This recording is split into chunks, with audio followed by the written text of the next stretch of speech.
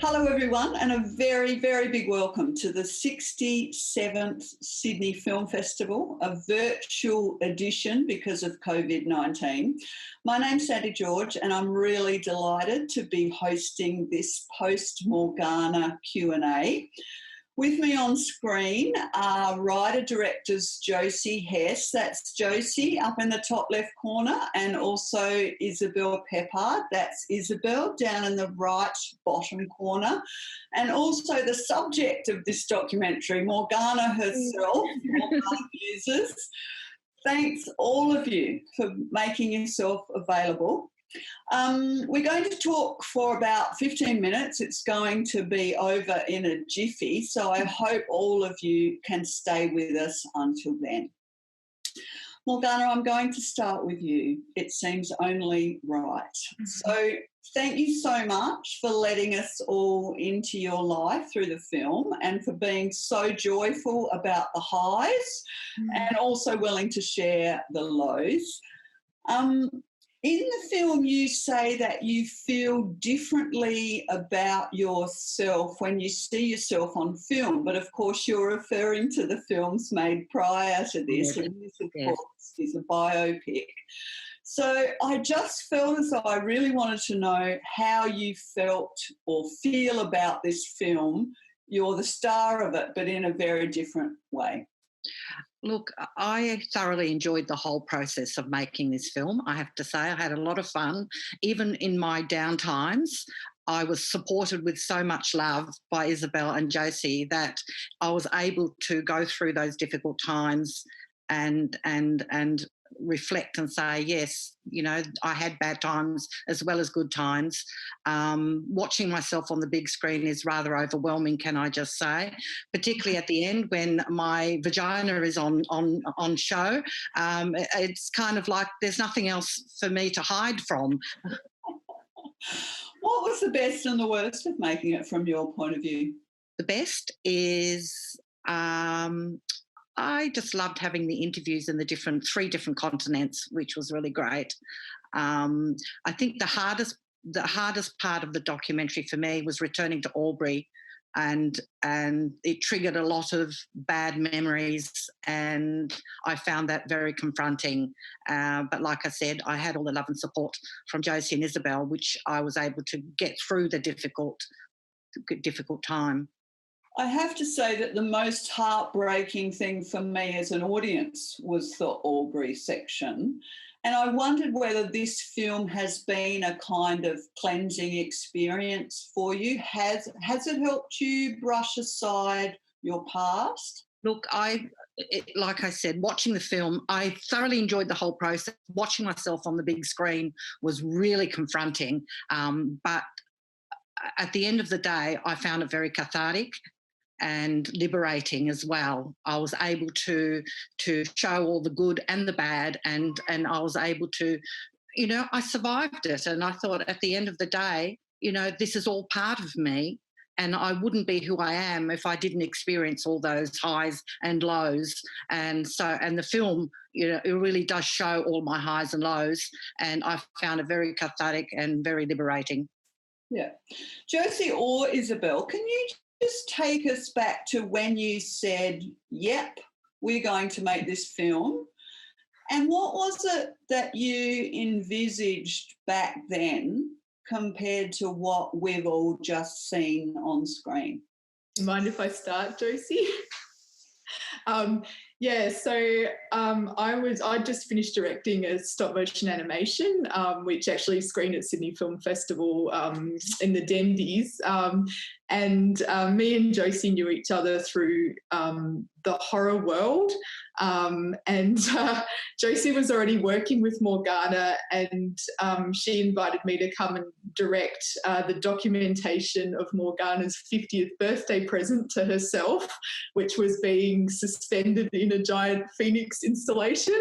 And then when I met Morgana, I found out that only 3 years before this, she'd been a housewife in rural Australia. So I was really fascinated, and also Josie as well, with such an amazing kind of transformative story and how this transformation happened. So we were discussing kind of creating this film together because we really liked each other and we had like a lot of, you know, similar interests. But it was initially just going to be a short film, you know, from the kind of housewife into porn. But then as we followed Morgana and her story evolved and became more complex and interesting, it turned into a whole feature documentary. Sorry, Josie, do you want to say something on that? That's about right. Yeah. Can you remember the moment you brought it up with Morgana and suggested that you make a documentary? I think because we were already making the film that was the document of her birthday. I can remember. Yeah, or do you? Go ahead. It was at the Acme bar. Yeah. Shout out to Acme. We agreed to pitch it and we met up with Morgana and we're like, this is why we're interested, you know, this is the way we want to tell the story. And yeah, Morgana was really gracious. She was really interested in having women tell the story, you know, women from within her community, you know, because obviously her and Josie were already making the porn together and we came from kind of, you know, inside the kind of, you know, BDSM and kink communities. So we weren't looking at it from a kind of outsider perspective. And yeah, I remember when she said yes and leaving that meeting and having this kind of tingle of destiny. Morgana, what was your reaction to being asked? I was actually a little bit surprised that anybody would want to actually document me. I never consider myself to be an interesting subject, or you know. And at first, when they said short film, I thought, yeah, that's fine. But then it turned into a real mammoth production and a feature film, and I'm honoured. Morgana. It was what were we supposed to do? Josie, there's lots of components to the film. There's the animation and then there's the Morgana interviews, there's the interviews with other people, there's the footage from Morgana's films, there's, you know, footage of Morgana living her life at Berlin, for instance. So were those components always going to be in there? I guess I'm talking about further along than the short film, or were some of those sort of late to the party? So, I mean, we kind of just kept filming Morgana wherever she went. So no, like we definitely didn't have like a knowledge of where this was going. So we didn't have a plan for the scenes that you see. Anything ob doc was kind of just as it happened. The animation was more planned out, definitely, which Isabel probably wants to speak about that. But yeah, no, we didn't really have much of a plan. It's much more of a collage and we pieced it back together and set a framework up for it more in post-production than during the shooting process. Yeah. Do you want to talk about the animation and why you went there, Isabel? Yeah, so I think Morgana, it was the whole film in a way is kind of this creative call and response between the three women in some ways. You know, Morgana was inspiring us with her grand creative visions like the Phoenix kind of thing. Josie was kind of working with Morgana and like realising these films. And so I think the first shoot we did was this kind of mythical rebirth of Morgana as the Phoenix, and that inspired the kind of the backward work into the cardboard suburb. And so it's like the story of the Phoenix rising from the ashes of the facade of her life in a way and kind of being elevated by this kind of rope installation. So we kind of retrofit it with, you know, these kind of different almost psychological landscapes of the different points in her life, you know, imagining that she talks about facade living. So, you know, there's this kind of cardboard suburb facade that burns down, and then in the ashes of that identity and that life there's this red thread of passion that she grabs onto, and then she's reconstructed as this glorious new kind of character. But then that also falls apart, you know, and she finds a more realistic second version of herself that encompasses her light and her darkness. So in a way the character is kind of dies and is resurrected twice in the film. You know, there's the ego death at the end of the marriage, and then there's the burial, the literal burial in Life of Pi, where she's then comes out of the grave as this kind of more realistic version of herself. And like, I wouldn't say that was all, it wasn't all imagined from the start. I think it started from the Phoenix, you know, and then we did the burning house stuff. And then we were like, okay, how do we make a holistic version of the suburb and the facade living that works with the burning house? And then it kind of, you know, as the narrative progressed, it started, all of this stuff started to kind of make a mythological sense almost in a way. And then also just briefly you know, she lived in Coober Pedy as a young girl, and that was a time before gender in a way. So even that's all in miniatures as well. And even that Coober Pedy landscape, it's kind of this psychological landscape of kind of wild and freeness, which a lot of women experience before the construct of gender and sexualization closes in on them as teenagers. So I think that there was all these kind of elements of her story that, you know, but I think ultimately both, you know, her and Josie were doing all this interesting creative work, which fed into the work I was doing as well. So, did you feel as though you needed to have a plan? You said you didn't really have a plan, you were just shooting. Did you feel at times like, oh, hell, we should be maybe planning this out earlier on? I think when you've got a documentary subject like Morgana, you can plan as much as you want, but you're not going to know where she's going to go. So it's not like we didn't have no plans. Like we knew we needed scenes, we knew we needed certain aspects, but we really didn't know where she was going to go. So really the planning came much more later during post-production. We sort of mapped it out and, you know, did pick up some things like that to make it cohesive and make sense. But no, I don't think, like, for a lot of it was very organic. Like we just kept shooting Morgana, seeing where she went and creating. And then at the end we had all these scenes that like we could piece together to tell her story. Yeah, like, I mean, it was our first documentary, like we'd never made a short either. So, you know, with the value of retrospect, you're like, oh, I wish we had more of this. And I'm sure all documentarians are like that, but, you know, we definitely did. But I think we just really embraced this kind of quite creative approach where the films are part of her character development in a way, because they're so autobiographical, and the sense of who she is changes as the films progress as well. So you can really see the character progression within that. Yeah.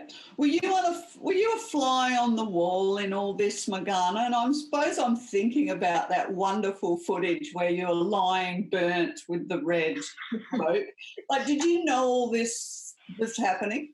Actually, that particular occasion, it was a complete surprise. Actually, I showed up. They said that, we want to shoot a little scene if you're available. And I remember showing up on the day and discovering what they had in store for me, and it was a bit of a surprise. I had a lot of fun though, I must admit. Yeah. We were inside the tiny house, like she was literally inside her house. Yeah. Feeling very claustrophobic. You guys really should be congratulated on just how bold the film is, particularly as you just had each other. You know, you've said you didn't get government money for this, so you weren't bouncing it off documentary people. So you should be so proud of yourself, in my opinion. It's just the most beautiful film, bold and beautiful film. Josie, you feature often and at times quite significantly, and I guess I'm thinking about when you give the explanation of Morgana leaving Berlin. Morgana, I feel very conscious we're talking about you, but you're in the room. But that's what happens, I guess, when you're star of a film. Yeah. So, Josie, take me through the discussions you had about being a filmmaker and on screen. Yeah, I definitely never intended to be in the film. It wasn't something that we planned. I think it was a thing where at the outset, Morgana and I were collaborators, and, you know, I was working with her on her films. And then as the sort of, life progressed, I think we realized maybe about 2 years in that I was like a central figure with Mog. I mean, Morgana and I spend, Christmas together. We have like a friendship that's beyond our film. So I guess Isabel and I, we talked a lot about it. We considered the ethical implications and how to keep, we were really conscious of like that if I'm involved in that way, how do we tell the story and still keep that sort of journalistic integrity. And we found sort of a way to do it through discussion and keeping Isabel sort of more remote. And then we had our producer who we were able to bounce off as well. So I think, it was not a light decision. I certainly wasn't what I necessarily wanted to do, but it ultimately ended up being the right thing. And I'm happy that I've got, a document also about, I feel like, our friendship, which is really kind of sweet for us to go back and watch. Like, I'm like, oh yeah, we did all those crazy things together. So yeah, I think ultimately it worked out for the best, but definitely not the easiest decision to make. No, Josie is very special to me, and we have a very special bond. And I know for a fact that unless Josie was a part of this project, I wouldn't have been comfortable in doing it. But I have so much trust in her and her belief in me that it made this film possible. Was it hard not to be part of the core collaborative process, given that you're a filmmaker yourself? Yes. I'm a little bit of a control freak, and I like to have my hands on everything. So it's really hard for me to actually, I learnt to trust. I knew that Isabel and Josie were going to do the right thing by me. I knew that for a fact. So I was able to trust their vision. So I was happy to go along with whatever they decided. Yeah. Does either of you two want to comment on that?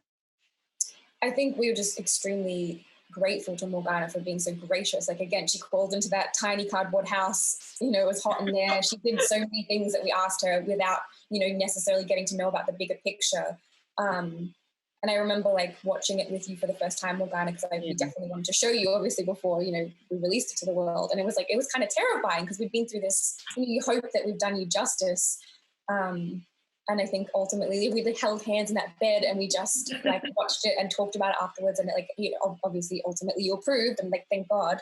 But yeah, it was, it's a very interesting, I don't know that I recommend being this interwoven with your film and your subject, your life. It's not easy, but I think we certainly were able to capture something special because of it. Yeah.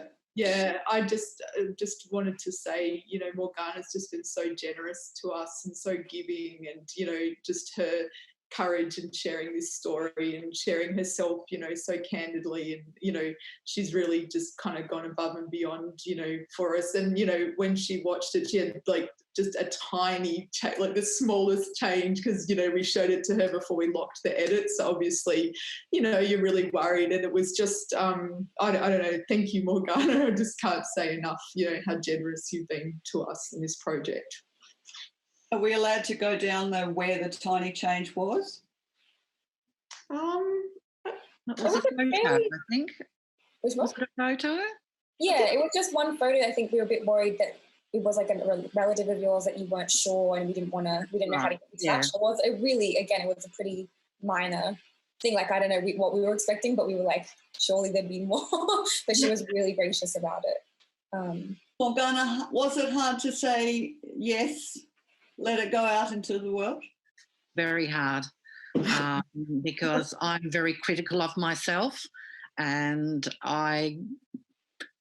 when I watched it, I thought, gosh, I'm such a dick in so many occasions, and I'm making such a fool of myself, and am I really that flighty and silly? And like I said, I have sometimes a very low opinion of myself and my abilities, but ultimately I wanted the film to go out there because it is my story. Yeah. And they and Isabel and Josie have done a great treatment of it, and the result, I think, is worthwhile.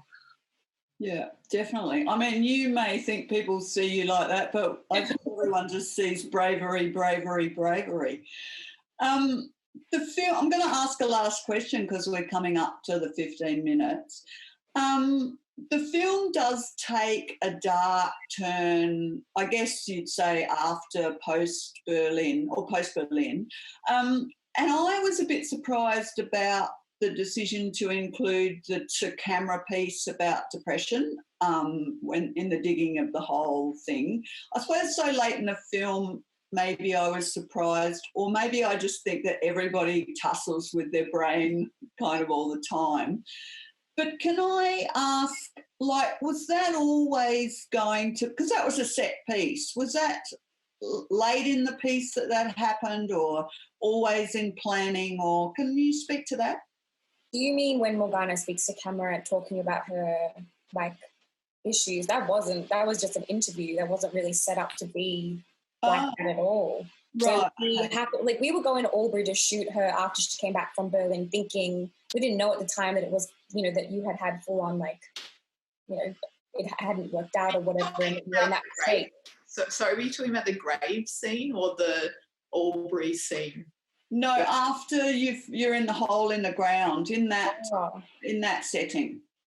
So that is actually from Morgana's film, Life and By. So that's one of her films that we went and we documented that while making it at the same time. So I don't know, Morgana, maybe you want to speak a bit about why you made that film, but it was really like a scream from your soul for people to understand your diagnosis and your mental health. And so that's why it's like, I guess it feels scripted and isn't scripted. It just like dovetailed perfectly into where she was at in the film literally, but also what her film was about, but also what our film was about. So we used it across the board, bit meta.